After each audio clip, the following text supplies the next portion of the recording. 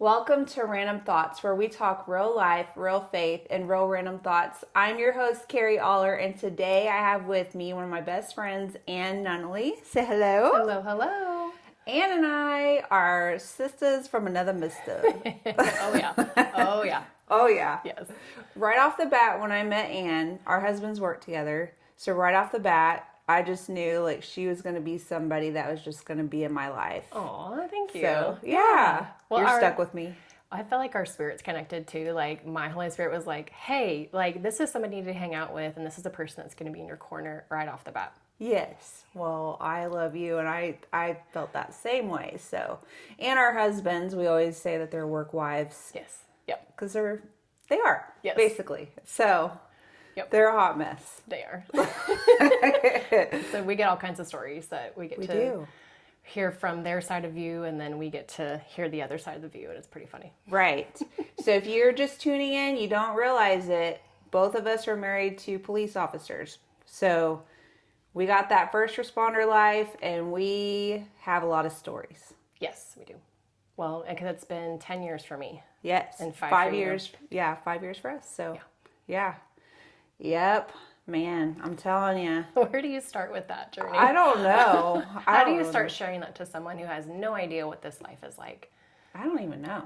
Like, do you know, it depends on the person you're talking to, too. So it can't, I don't know, the general public, I feel like you have to approach it differently than someone who's in our shoes and knows what the day-to-day life looks like, because sometimes people think you're just complaining. Right. Or maybe that you're just wanting attention or pity, and it's really not that. It's just sharing what we go through, and then having people that come alongside us to support us and encourage us in this unique season of life that we're in within first responder life. Exactly. Yeah. And being a police officer's wife, you guys, is no easy thing by any means, but it's so worth it, and it's very, very meaningful. Very, I don't know about you, but I know for me, I just feel like it's a ministry, right? Yeah. Like, do you feel that way too? Like you've gotten connected with other wives and stuff, and does all this cool health stuff, and she teaches us things. So yes, I get to share an entrepreneurial journey within wellness, and I get to help other people in their wellness journey. Yeah, and I absolutely love it. And it's connected me with people that I never would have met, and God's just guided our paths to be connected, just like He has in the police world, and just being able to have people in your corner. You truly realize how important that is. And it's not always when everything's sunny and rosy and things are going great. It's when things are hard and your spouse goes through very tough calls that they can't talk to you about, and you have to handle things on the home front and keep things running in the background, even if they can't tell you really what's going on, because they have to work through it themselves, whether that be emotionally or just physically on the job. Things that they go through, they can't always share it with you, and that's hard because you want to know everything, right? Yeah. You're like, tell me everything, Matt, and he's like, right. I can't tell you everything, nor do I feel like you can handle that emotional load either, right? Because you and I are both empathetic people, and we already want to help our spouses process things, but then we also have to process it ourselves, right? And so it becomes a lot. Our police department has a wellness unit, and they teach often to the spouses okay, in the job, your husband, your spouse is going to face all these things. What is the rating as to which you want to know what they went through that night? Rated G? Can you not handle very much? Or rated R, So what would you say you are in that? It depends on the situation. If it's gory and gross, I probably don't want to, because my brain paints a mental picture of what they went through. Yeah. And I don't really think I want to relive that. But at the same time, just knowing the context. So sometimes just G or PG. There you go. Probably, because sometimes our girls like to come into the conversation, are like, what are you guys talking about? And it's like, this isn't really for you. Just don't worry about it. But there is some things we do clue them in on when it comes to wanting them to know what dad does day to day, what that is age appropriate for them. And that way they aren't just pushed aside and you can't know what this is. And then they're even more curious, because that's how kids are. Mm-hmm. But they feel included. But there's also a boundary of this isn't really for you to know, but just know that dad's taking care of business and we're trying to take care of our family while he does his job. Yeah, that's good. How is it? I know whenever Matt started in the police department, our kids were a little bit older. So with you having younger ones, how is that for you as a wife? And how do you guys kind of go through that, I guess? Like having little kids in the police department and all that. Yeah, it's been challenging. They've Yeah. grown up in it. I have seen a different side of my husband from being what he was before to now being in officer mode, and how that's changed him in ways that I'm like, wow, okay, that's a new version of you I've not met before. And so there are hard parts of that, and then there are beautiful parts of that. I would say growing up with our littles, literally growing up as he has gone in his career, has been a really cool thing, just because it's changed your perspective. I'm a teacher by day, and I feel like my parenting changed when I became a teacher and then I had kids. And so it's been similar for him. He views calls different, calls that go for children. He feels more protective. He still does his job well, but there's just a different side that you look at the situation different because you have your own kids at home. It just changes a little bit, and your perspective shifts. That's good.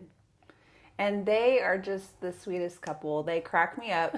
Your husband, he, at like his spare time, he likes to do car stuff, right? So tell a little bit about your family's adventure with this like Jeep thing you got going, and it cracks me up. Yes, so we're a Jeep family. We have a 4-door Jeep Wrangler that we take adventuring and going camping. We have a pull-behind turtleback trailer that we take with us that has a full kitchen in it, a rooftop tent on top of it, so we don't have to sleep on the ground. And so that's our adventure vehicle, and that was what we chose to do for our family, was to have that as our family trips focus. And so with him working on Jeeps, he found pieces of a 1944 Jeep Willis. And it looks like Willys, but it's actually pronounced Willis. Okay. And it was in a barn, and it was basically just sitting there rotting away, just nobody touching it, nobody caring for it. It had been neglected.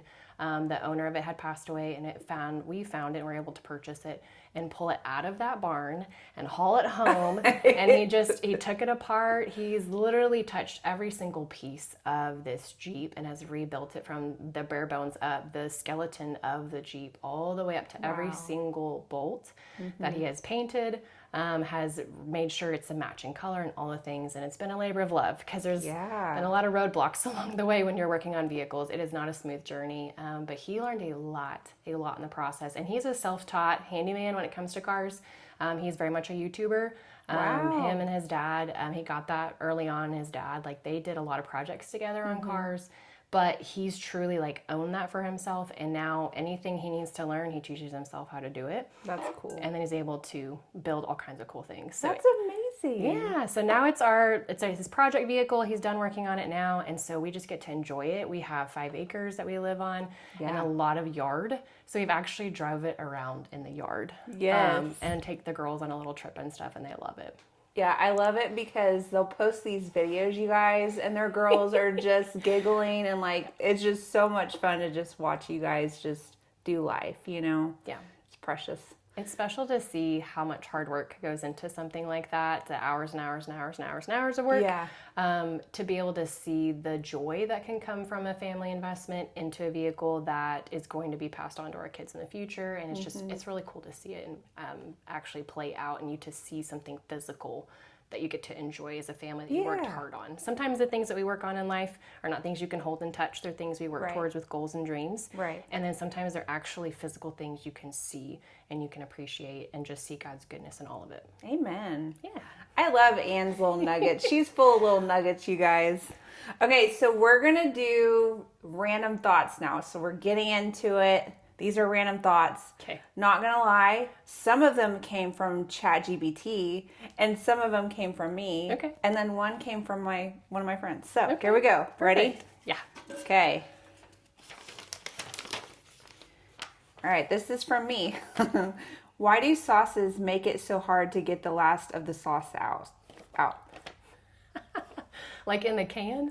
Like sauces from, or like... I feel like in the bottle, like too. in a bottle, yeah. Like, I know you can flip it out, over, but like some of those sauces, they just don't want to come out. That's one way to put it. I think they want to see how tenacious you are to get every last drop of goodness out. Like, how hard are you going to work to get Oh. every single drop of this out of here? I feel the same way with like cosmetics or like lotions you use Yes. or products that you love. Yes. Like, are you like, okay, I can't physically squeeze any more out of this, or I can't Right. get it out easily. Do I just give up? Am I Right. done?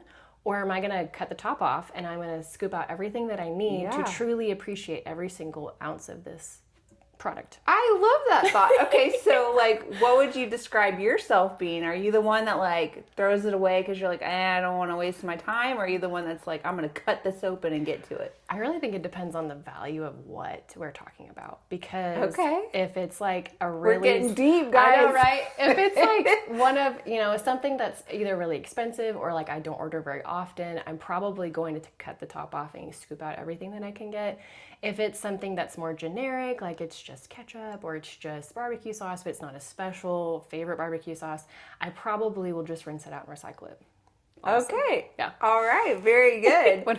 I have been known to cut open like, foundation. Mm-hmm. Like get that sucker. I'll get the like Q-tip and I'll scrape that There you thing. go. Now, when it comes to sauces though, I'm like, I just throw it away.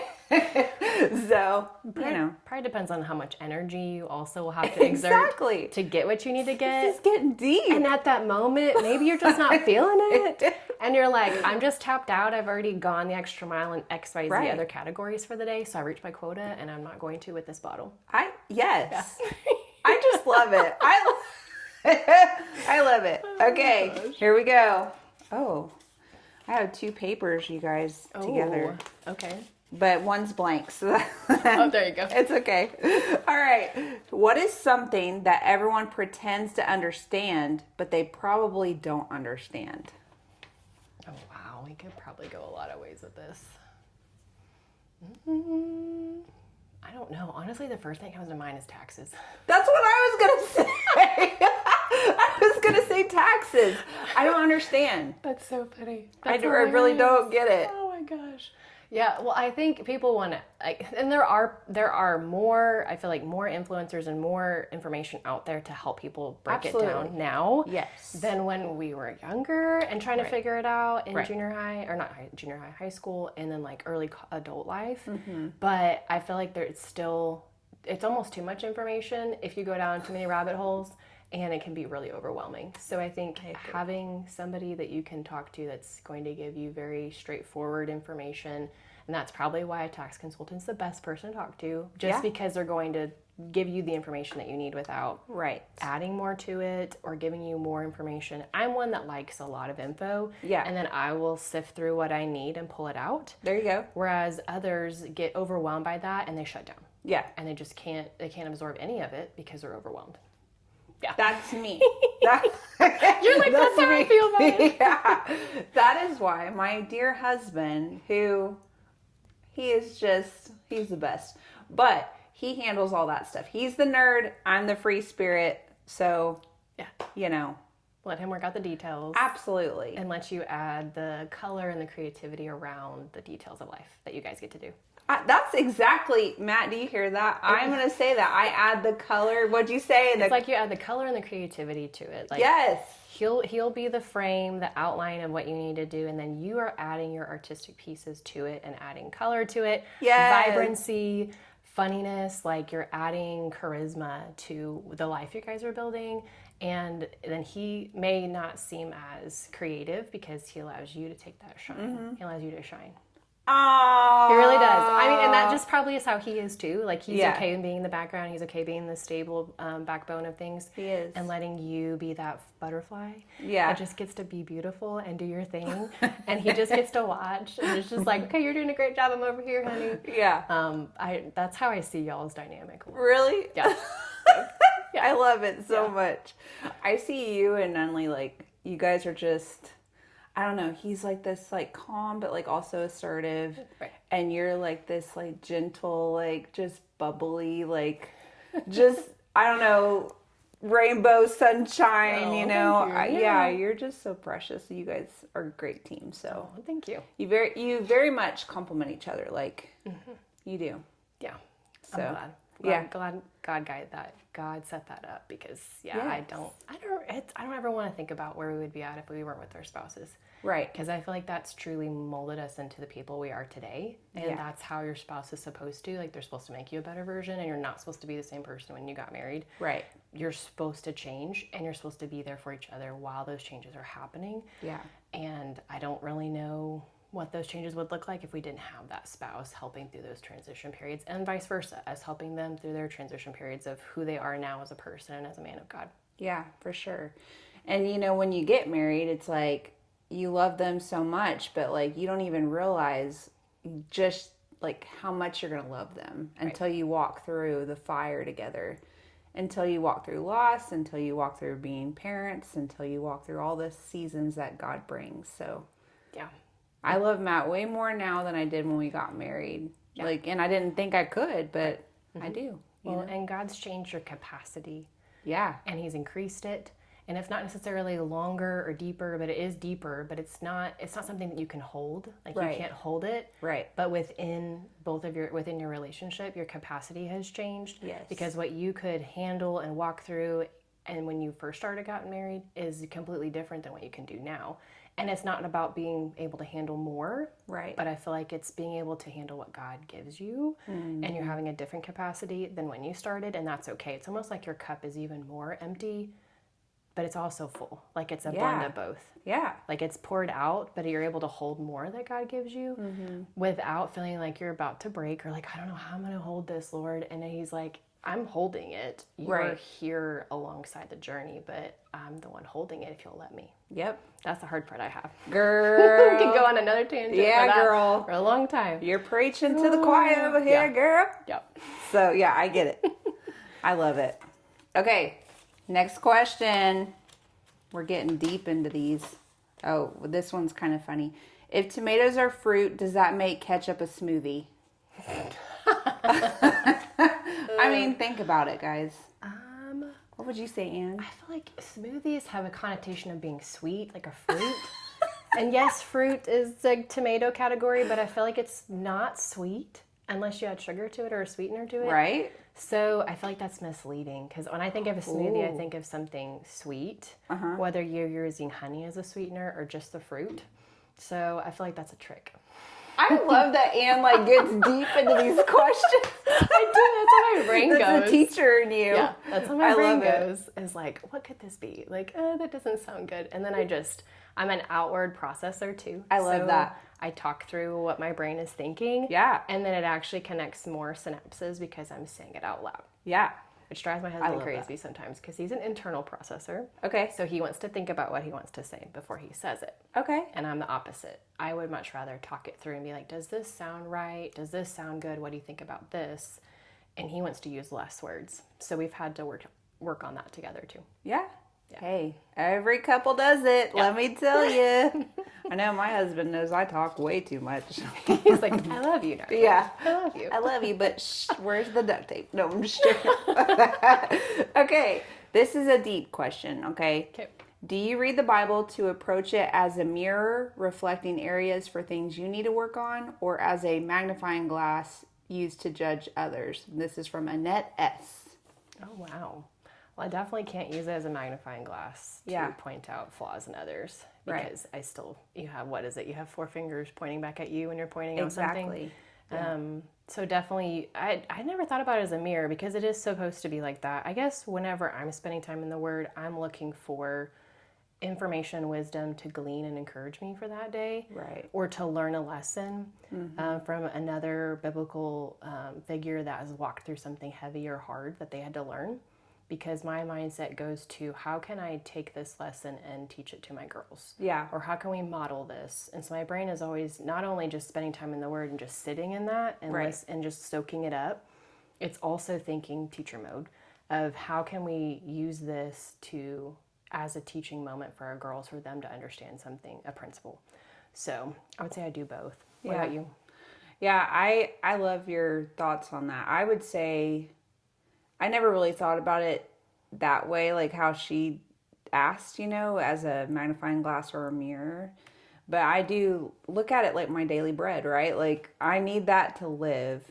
if I'm not reading God's word first thing in the morning, I am not a pleasant person. I'm going to be honest. Like I'm still my bubbly self, but it's like it's like I'm acting out of my own strength. It's not the joy of the Lord.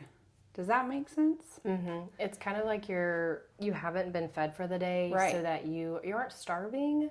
Right. And you might be okay for a few days, but you just don't have as much tenderness or peace. Exactly. That comes through being in the Word and just sitting with Him and allowing Him to speak to you and allowing you to learn something new. Yeah. But I agree. I'm the same way. If I don't get up before my girls, especially in the summertime now on summer break, Right. I feel like our mornings are not as peaceful. I feel more rushed. I have this like almost a heaviness in your spirit where you're like, you didn't sit still with the Lord. And it's not payback and it's not guilty, but it's just that reminder that like we have to be so grounded and rooted in Him Yes. for the rest of our day to be more pleasant, for us to learn what we're supposed to learn for the day, and for us to enjoy our day versus just surviving motherhood. Like, Right. we want to get to where you're at a peaceful spot to enjoy what God is doing, even in the hard, even when things are not going wonderful, but that you can still have a peaceful day. That hinges a lot on how do you start the day. Are you starting the day right on your phone, social media, just catching up on the news before your body's even ready to wake up? And it's like, nope. So I actually turn on airplane mode when I go to sleep, so that everything is turned off. I don't get any new notifications, and I don't turn it off until I've had my quiet time and I'm like ready for the day. That's good. Because with my ADD brain like yours, Yeah. if you do that right off the bat, Yeah. you're actually spiking your dopamine too quickly in the morning, and it can actually sour your start to your day too. So it's not only scientific, but it's also biblical that you need to slow your roll. Drop my Slow your roll a little bit when it comes to being connected to everything. It is totally okay. Now, I get that some people in different phases of life may be caregivers, and so like you have to always be on, or if you're on call with your job, that makes it really hard. But for normal everyday life that we get to do where nothing is burning, nothing is on fire, everything is okay, you have permission to start your day with intentionality. And you have to choose that for yourself. No one else can. You're an adult, which makes sense to be like, well, duh, I choose it for myself. But sometimes it takes that simple reminder to be like, I have to choose this for me. And this is a form of self-care. This is a form of honoring the body God has given me. Right. And making those choices matters. It's not just happenstance. It's not just going through the motions. Yeah. In order to have that peaceful, purposeful day, you have to have those intentional choices made. Yeah, you really do, because it does make a difference. Like, and it goes into literally every area of your life that day, from talking to your spouse, talking to your children, doing the work that you're supposed to do. Like, it'll all just I don't even know. It's like a domino effect, Right. And I mean, I've done an experiment. Okay, I've done an experiment where I read my Bible at night. No, I mean, yes, that's great too.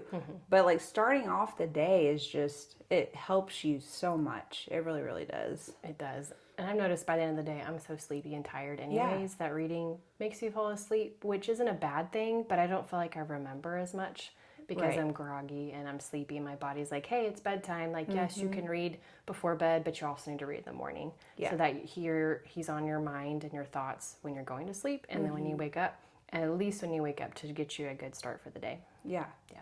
And then if you get a little hangry during the day, that the Holy Spirit's like, do you remember what you read this morning? And you're like, I was studying in Leviticus. No, I'm just joking. I know, right? And you're like, I just got done with Leviticus.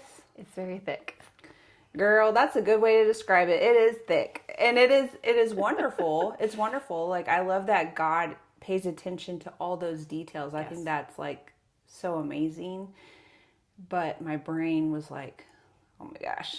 Yeah. So it's a lot of details. Yes, it really is. It is. And it's lots of lists and a lot of ordinances, and here's why we do this Right. and that. But it does help you understand the Old Testament law. For sure. My oldest was asking that the other day. She's reading a lot more, and she recognized that the New Testament says New Testament and the Old Testament says Old Testament. Well, what's the difference between the new and the old? Yeah. So we got to talk about what the New Testament means and what the Old Testament means a little bit better, because she was able to connect the two. But yeah, the Leviticus is very, very thick with that. Yeah, girl.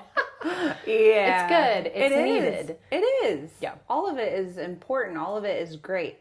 It's just there's some parts where I'm like, God, okay, bear with me. My ADD squirrel moments like are trying to kick in. Help me like just focus. Yeah. Lock in. And learn why these rules are important and why Right. each one was here, because that will help me while I'm reading it to think, this is why this is explained.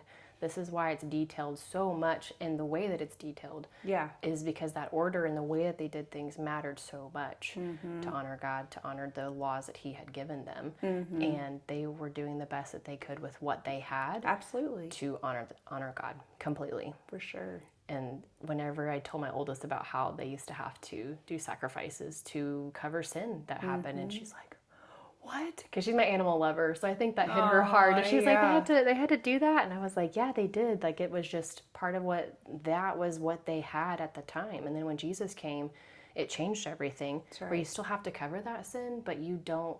There's not a physical sacrifice that has to happen for that, because Jesus already paid that price. That's right. We're so thankful for our Jesus. Yes. Absolutely. Jesus is amazing. All right, so we're going to go into the next segment of the show. Okay. I am enjoying every part of this. Yes. I am so excited that you're here. All right, we're going to go into the next segment of the show. And this part, we're just going to talk about what God is doing in our life. What is God showing you? What's he growing you in? And I want you to start if you're okay with it. Yeah. Okay. I'd like to, and then I'll pass it off to you. Okay, sounds good. Good deal. I think there's a lot of things, but I think the biggest piece is just making sure that I'm balanced and authentic with what he's asked me to do and being obedient. I think that's the hardest piece, is that obedience looks different for every single person, because your journey with God is different than anybody else around you. Our nature is to compare, is to say like, well, I'm not as far in my faith as so-and-so, or even a parent or somebody else you look up to in your life. And so your mindset is normal to compare, but just truly saying, okay, where has God got me at right now? Where am I at on this journey? And I'm not behind. I'm not, as long as I'm with his plan and with the obedience and just following in obedience where he's asked me to be, then I'm not out of alignment. But if I feel like I'm pushing or I'm forcing something to happen, or I have a timetable that is not in alignment with him, that's where you feel icky. That's where things don't seem to work well, because it's like you're going against what he's asked you to do, or you're not on the same path. So that's probably the biggest piece that I am trying to work on, is that just being in obedience, and that obedience is not going to look like that. Like, my obedience is not going to look like yours. It's going to be different. There's nothing wrong with that. It's not a bad thing. It's actually a beautiful thing, because we're not in spiritual competition. No. We are in our own zone with the Lord. Right. And where he has us in this season to teach us. And that's a beautiful thing. So kind of just resting in that. I have a really hard time resting. I think you said you did too. Because I just feel like I've trained my brain to be so active and productive that started to hinge upon my identity. Like, if I was not being active and I was not getting stuff done and I'm sitting around being lazy, that's a reflection upon me. And then I'm not less, but it just like put a ding against me as a character piece. And that's not that. So I had to separate the two, and then just resting in his timing is so hard. But it's beautiful whenever you stop. I feel like it's like your kids, like whenever they would be either throwing a fit or they would be like frustrated about something. And once I just sat still and rested, a lot of times things would figure themselves out, and you'd be like, okay, then I have a peace, Lord. Instead of rushing, instead of doing things out of alignment, it actually felt so much more natural. And that's where the authenticity can come through, is when you are doing what he's asked you to do in obedience. Then he's able to shine brighter, because you're not trying to do more, you're trying to do exactly what he's asked you to do. So I feel like that's kind of a big piece of what I'm learning. Yeah, I love that. And I just want to affirm you for a second. You are an amazing woman. And I have watched God do amazing things in you just since I've known you, and how you've stretched yourself, and how you've grown, and how you seek the Lord to be a godly wife, a godly mom. And I'm so proud of you. So I just want you to know that. Thank you. I am. So, I think for me, like, trying to get to the destination, God knows, okay, if you've heard my story, I'm like Peter. Peter's my favorite disciple, okay? He's the emotional disciple.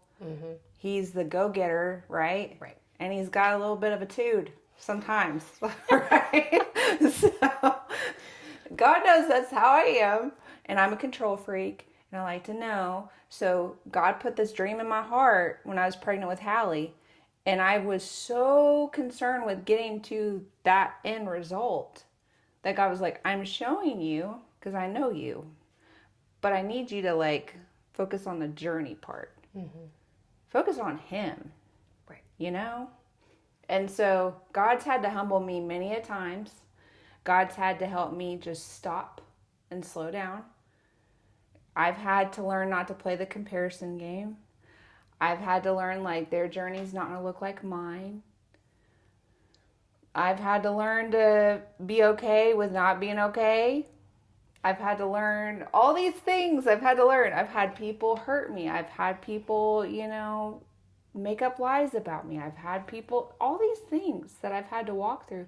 But like God has shown me that if I just keep my eyes on Him, He's going to work out all this stuff. Like all the noise, that fades away whenever I'm focused on Him. And then whenever I do just kind of let go and I'm like, God, I'm not going to try to manipulate this. I'm not going to try to push it. I'm not going to try to like go ahead of you, even though that's funny because I can't ever do that. But I've tried. I'm just being honest. I've tried many a times trying to get ahead of God because I'm like excited. I'm motivated. But God's like, you're not ready for that yet. And God would be an unjust God if He gave us something we weren't ready for. Right? Yeah. But he knows.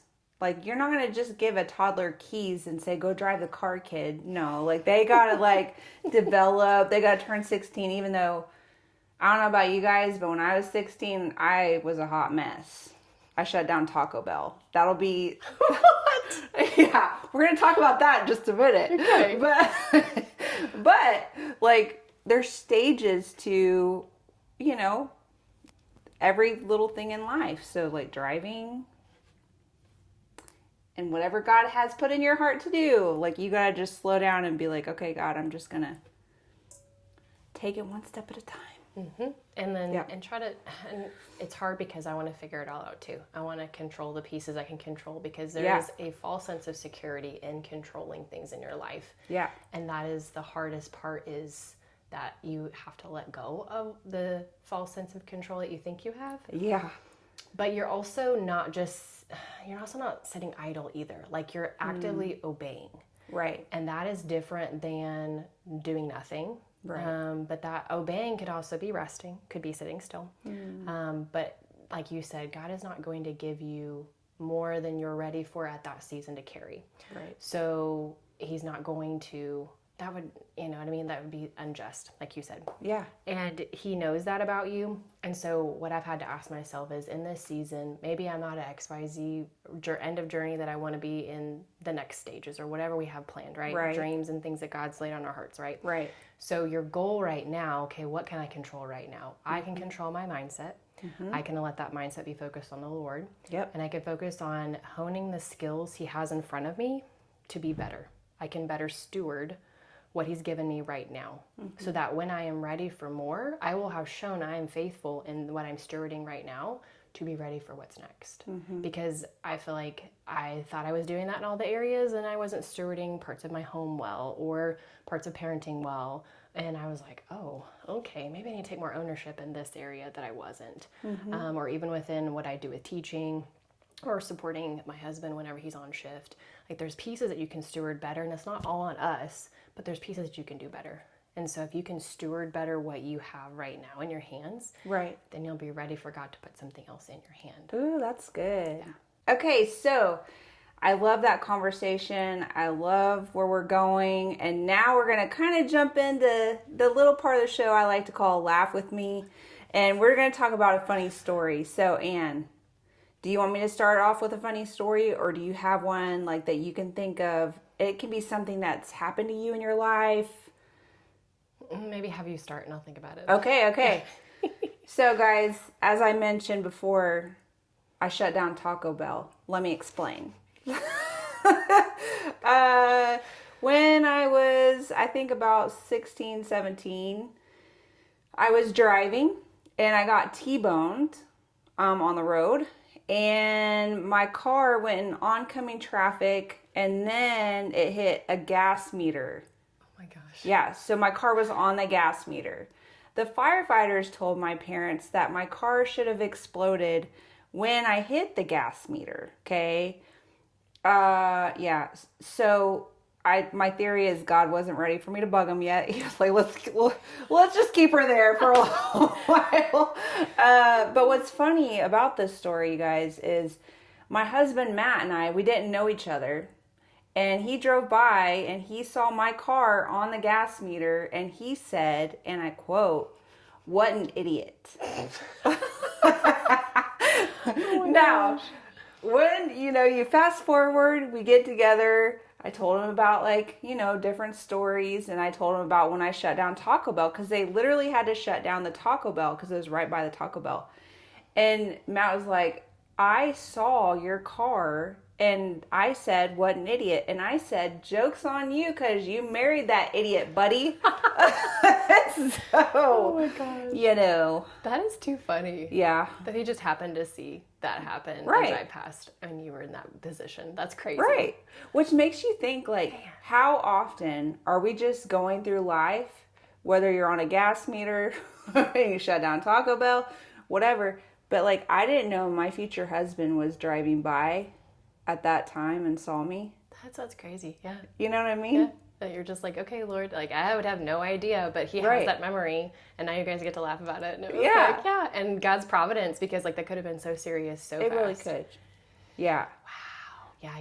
Taco Bell had been like, nope, we got to get this figured out first. Yeah. So everybody's in line trying to get their burritos, their tacos, and you're like, I'm so sorry. I know. But you're shaking probably, because I would be shaking from that happening. Yeah. Oh my gosh, that's crazy. Do you have any funny stories, girl? There's a lot. The one that comes to mind, though, is how I met my husband. Ooh. Because God lined everything up for us to be at the same college. And I didn't decide where I was going to go to college until literally May of my senior year. Uh-huh. So I'm one that has everything figured out, right? And then God's like, plot twist, your family's going to move away from you for your first year of college instead of the other way around. Wow. They're going to go to another state down in Texas and they're going to be away from you and you're going to be here by yourself. And I'm just like, okay, cool. That's great. So they moved that summer. And we got moved into the dorms that fall. I was playing volleyball. And unbeknownst to me, we had classes together. He was there for baseball. The baseball players always had to sit on the front row of their classes because that was a coach thing. Athletes need to be at the front, right? And so I remember sitting behind him and we were in a Bible class together and he answered some very generic Bible question with Jesus or something really, really obvious, Sunday school, very basic. And I don't know what came over me. I was just feeling a little sassy. And I was behind him and a friend of his. And he answered the question. And I just, under my breath, I'm like, psh, freshman. And he turns around and he's like, aren't you a freshman too? And I was like, yeah. And that was our first interaction. So every time and there's more to it too, but every time he tells that story, he adds adjectives. He's like, she said stupid freshman. She said this and that. And I'm like, I did not. I just said freshman. I'm just messing with you. I don't even know you, but I'm messing with you because I feel like it. And so I had some classes with him and saw him around. And in college, he was what I consider Indiana Steve. So he's basically a Steven version of Indiana Jones, right? I feel this. He's got a fedora, he's got glasses, he's got a canvas backpack, and a button-down shirt, jeans, and Converse. And I'm just like, you're like an Indiana Jones, but your name is Steve. You're an Indiana Steve. And so I'd seen him around, and they had a ping pong table in our student center, and I'd only played once or twice a year at church camp, but I loved playing ping pong. Yeah. And so I started playing in between classes, and I'd have baseball players that would come in, and I would start beating them and whooping them, and they were like, okay. And so then I'd win, and they'd leave, and I'd be like, okay, I feel pretty good. Okay, awesome. And so then he comes in, and I'd seen him around in class, and I was like, do you want to play some ping pong? And so we got playing, and he's actually pretty good. And we didn't get to finish our game. And so out of character for me, I asked him for his number. And because I was like, I'll connect with you later. We can finish our game. It's not that big a deal. Like it really wasn't more than just a friend zone. Like it wasn't anything beyond that. But God changed it. And he started texting me Bible verses and encouraging things once we connected and played ping pong. And then him and I went back and forth, like kind of like you do with Matt with Mario Kart. Him and I would play often. And there'd be times whenever I'd beat him, there'd be times when he'd beat me, and it was about half and half. I was his kryptonite, though. He would have a hard time winning because I'm over there smiling at him and egging him on and having fun. But yeah, anytime people are like, how'd you guys meet? And I'm like, college, and I had him at freshman. I love that so much. That's so cute. Yeah. So Indiana cool. Steve. He did. He really looked like it. Like, and he just like, and he's a baseball spry young guy. Like, I was like, okay, pay attention to you. All right. And God did his magic and did what he does and and changed our hearts. And when we first started hanging out, I told him, I'm like, I need 3 months to make sure that you are the person I need to hang out with because I'm not dating for fun. I'm dating to marry my husband. And if that's you, good for you. I want to know, but I need 3 months. So no hand holding, no kissing, no nothing, because I've never kissed anyone. And he was my first kiss at 19. Oh, yeah, my first and only. amazing. So I was able to give him that, but my parents instilled that in me early on to save your kisses.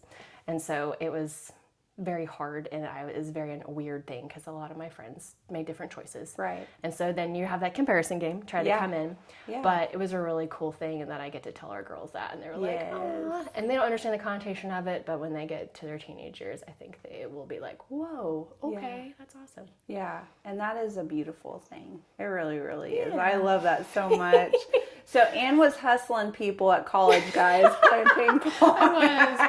We were having fun. Well, and he's really good at because he can back up and do the really long shots where you're like, it's going skipping. And I play more of the short game where I'll just send it back really fast. And so between the two of us, I learned a lot by watching him, honestly. Yeah. And we still enjoy playing together. Yeah, that's fun. Yeah. I love that. So what you're saying is the next, Blue fam hangout, we need to have a ping pong table. Yeah. It might get a little crazy. You never know. I don't know. Ann's going to hustle all of us, guys. We'll see if I'm still any good. Yeah. Oh, that's awesome. Yeah. I love it. Okay. So I want to ask you something just because we kind of were talking about you and Steven. What do you guys do to have fun and just add fun in your marriage? Just day-to-day things. What advice would you have anybody listen to right now that's thinking, how can I have more fun in my marriage? How can I maybe play ping pong or whatever, do something to add spunk or fun into the marriage? Yeah, I would say just protecting time. Because it's really easy for your time to get divided to different things. Maybe there's stuff that I want to do, there's stuff that he wants to do, and it's really easy to even be in the same room and us both be on our phones and not be connecting. So being intentional about, okay, I'm going to put my phone away for a period of time, and I want you to put your phone away, or have an agreement between the two of you and be like, hey, this is what we're going to do to connect. We want to play more card games. That's on our goal list. But that's been something intentional. I'm a planner. I want to plan up all the things. I want to plan to do this, this, and this. And then he's like, but when am I going to have time with you? You're not going to be home because you're going to be gone all these things. And so I had to work early on without feeling like that statement is not an attack on my freedom of being able to go and do things. It's out of respect of what does the family dynamic look like? Is there space to go out and do things? Is it a season where you need to be home more often so that he has a safe place for him to chat when he wants to, or just to be around, versus nobody being at the house because we're gone doing things. So just protecting our time. We've had to, and that sometimes is from family, that is from good intentions, that is from friend groups that you want to hang out and spend time with. And that doesn't mean that you go the whole extreme of being isolated for extended periods of time, obviously, because you need to have that interactions with people that pour into your cup. Right. But find that balance in between, and maybe sometimes saying no to something you really wanted to do because of the season that you're in, because of the calls that they've been through. Yeah. Or just where you're at in your parenting journey too. Maybe you guys are exhausted. Maybe little ones are not sleeping well. Right. So your time is more short together because you're tired. That's good. So just kind of paying attention to that. You said something, you said, put the phones down. Yeah. And I think a lot of people, I'm talking in any relationship, if you're with somebody it can be so tempting to just pick up that phone. Matt and I started calling each other out though when we were doing that. We were like, "Who you with?" That's what we say. And so if we notice that, or we'll say, "What are you doing?" That's our like passive aggressive way, like put the phone down. You know what I mean? So like, what are you up to? And like, oh, I'm just checking this. I'm like, can it wait? Yeah. We're like, okay. Yeah. And then you having that kind of that recognition of like, okay, this person is not attacking me. This person is not saying I can't have any fun. I can't talk to people. But maybe at this moment, it would be most respectful to give them my undivided attention so that they can do the same thing back. And that is a way to show it. Sorry. I got a fly. This fly has been in here. He's just chilling out. Yeah. He's your random thoughts fly. We're going to name him. That's Stewart, guys. Sorry. Okay. You see Dave Stewart. Yeah. That's awesome. Yeah. Do you remember your thought? I'm sorry. No, you're good. We were talking about protecting our time, and that not being like, it's not an attack. It's not somebody saying you can't go do stuff. Because I thought that for a long time. Like, I thought it was weird. Like, I was so used to not checking in with somebody because my parents were out of state. Right. That I just took care of things that I needed to take care of. Right. And I wasn't used to having to check in with somebody that, hey, I got to this spot safe. Or I got to work safe. I love you. Have a good day. Like, I wasn't used to doing that. So then it bothered him because he's like, I don't know where you're at. And I'm like thinking a controlling piece, like, where's my freedom in this? But it was out of love. And it was out of like, I care about you and I just want to make sure you're fine. I don't care if you go and spend 2 hours with your friend. Like, go do that. But I just want to know that you're safe, and that gives me a peace of mind. And that's actually a way to show them respect and love. Yeah. Is what I had to learn. Yeah, that's really good. That's really, really good. You guys start implementing that in your relationships. Yeah. I mean, it's important. Yeah. It's hard. It is, because it's like there's so many, and it's hard because like I work on social media, so it's really hard for me to have to divide the time and be like, hey, I need to check something. But at this moment, does it have to be checked right now? No. It doesn't. Right. Most of the time it does not. There's a few things that are time sensitive, or a lot of times the only time that I get flustered with my kids interrupting me when I'm needing to do something on social media is a lot of times if I haven't stewarded my time well that day and I haven't planned ahead well and I'm rushing already, then if they're needing something, if hubby's needing something, then it just feels like more pressure. But it's stuff that I could have stewarded better so I didn't have that pressure later. But sometimes it just hits out at the same time. Good stuff. All right, guys, we're going into the next segment of the show, which is what I like to call This Message Is For You. And we're going to be reading today out of Proverbs chapter 12, verse 25. And then we'll discuss it, okay? It says, worry weighs a person down. An encouraging word cheers a person up. So, and with that, what do you get from that? I definitely think it's really easy. I feel like our default mode is to see the negative, and that's just like human nature. Yeah. And so you actually have to train your brain to look for the good and to focus on it. And then like I have to teach the girls how to do it because they'll point out things and complain, and I'm like, no, we're going to focus on the good. What can we find good in the situation? It's really obvious to find what's wrong, what's out of place. And I feel like our spouses have to do that day to day because they're looking for what's out of place or what's not in line. And so in order for you to look for the good, like it's a whole family unit focus, honestly, because it's like, and you can definitely, like your heart feels better when you have had a word of encouragement that's spoken to you, or you have given encouragement to someone versus sharing a worry that you have. It's still good to can share those. Right. But if that's the only side you're focusing on, it's going to bring the encourager down. Yeah. And it's hard because you're like, I love you, but that needs to be reciprocal. Yeah. And that's what I think is a skill that not everybody understands or knows. And some people have the natural gift of encouragement, of exhortation, and then others don't. They have to work at it. And so when you have your natural givers that are encouraging already, you also have to have boundaries because you can be a giver and give so much that you don't have enough for your own family unit and yourself. But that, I feel like that's kind of a good blend, is just protecting that time and protecting that encouragement. But yeah, I agree. My heart feels always better when I'm encouraged by you and other people in our life that just spending time with them just encourages you so much. Because worry is a natural inclination, but I think it's also a reminder to focus on him. Yeah. Is like, hey, it can feel really heavy right now with what you're worried about, but if you look to what God is doing in this moment, you're going to see the teaching lesson, even though it's hard. Right. And worrying, all it does, it's like sitting in a rocking chair. You're just busy, but you're not going anywhere. Right. Stuart. And so, like me worrying about this fly, Stuart, that's flying around right now. I don't know. He's been in here, I guess, since Matt was in here. But anyways, yeah, worry, I think, is something that I've had to work through in my life. My grandpa called me a worry wart because I would just worry about stuff. Again, it's that control, like lack of feeling in control. Yeah. But you know what? Like, I feel like this last year when I wasn't in control of, my dad passing away and different things, it's like when we place our trust and we know that God, even if things don't work out the way that I think or the way that I plan, like, I know you're still good and I still trust you. Yeah. And, again, having those cheerful people in your life, like the cheerleaders. Anne is very much a cheerleader, you guys. She will cheer for you. Yep.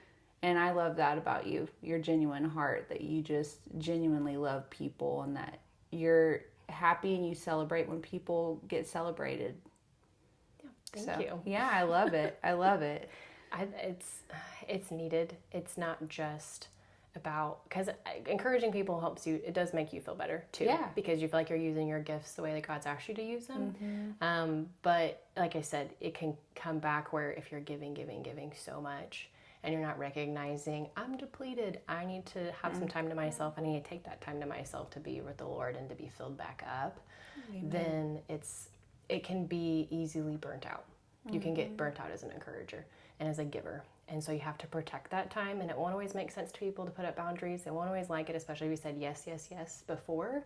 Sometimes it's hard to say a no when you've seen a pattern of unhealthy boundary breaking with other people that you love. That's hard.